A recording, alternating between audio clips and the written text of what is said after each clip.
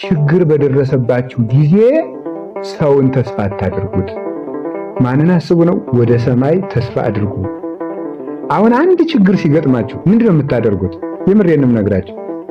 አንድ ችግር ሲገጥመው እየሮጠ ሄዶ ሰላም ለኪ የሚደግም ሰው ይሄ ብፁዕ ነው። ግን ምንድነው የሚያደርገው? መብተክተክ። አንድ ችግር ሲገጥመን ወይ አንድ ሰው ጠርተን መብተክተክ ነው፣ ወይ ማልቀስ ነው ብቻችን፣ ወይ መተኛት ነው ተሸፋፍነን ማለት ነው። ወይ ደግሞ እልክ መያዝ ማለት ነው። እንዲያው ውዳሴ ማርያም አልደግም እንደዚህ ማለት ተናደን በእግዚአብሔር አኩርፈን ማለት እንደዚህ አይደል የምናደርገው? ምን መፍትሄው አውቁ እኮ ነው ሰይጣን።